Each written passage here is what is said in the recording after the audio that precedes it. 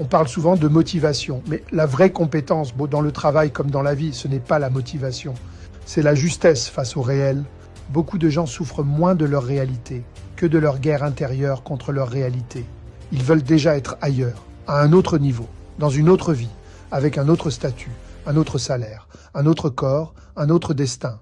Et pendant qu'ils rejettent en ce qu'ils vivent, ils ratent complètement ce que cette étape est venue leur apprendre. C'est une erreur immense.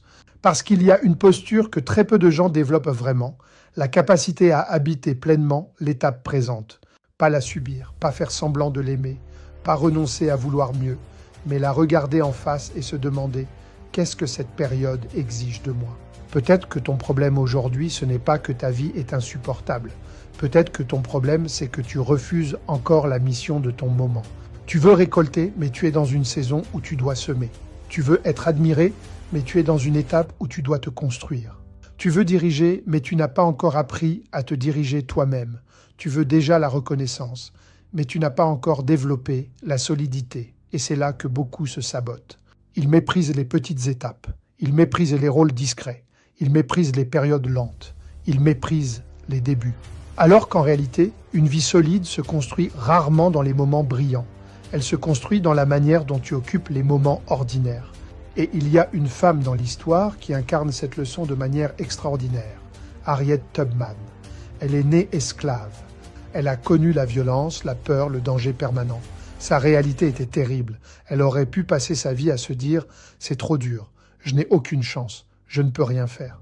Mais elle a fait autre chose. Elle a regardé sa réalité en face. Elle ne l'a pas niée, elle ne l'a pas embellie. Et au lieu de gaspiller toute sa force à maudire ce qui était déjà là, elle a utilisé cette force pour chercher un passage réel. Elle s'est échappée, puis elle est revenue pour aider d'autres esclaves à s'échapper à leur tour. Voilà la différence. Certains passent leur vie à refuser la réalité. D'autres prennent appui sur la réalité pour ouvrir un chemin. C'est ça la grande leçon. La vraie maturité, ce n'est pas de toujours vouloir autre chose. La vraie maturité, c'est de se demander comment être à la hauteur de ce qui m'est confié maintenant. Parce que si tu rates cette question, tu peux passer ta vie entière à courir après une autre place sans jamais devenir digne de celle que tu cherches. Les gens les plus solides ne sont pas toujours ceux qui ont eu la vie la plus facile. Ce sont souvent ceux qui ont développé cette capacité rare. Ne pas perdre leur énergie à nier le réel, mais l'utiliser pour bien agir dans le réel. Mieux vivre, ce n'est pas forcément obtenir tout de suite la vie qu'on veut. C'est déjà apprendre à être juste, lucide et utile dans la vie qu'on a maintenant. Alors pose-toi cette question. Est-ce que je suis en train de vivre pleinement mon étape actuelle ou est-ce que je suis en train de la rejeter pendant qu'elle passe ?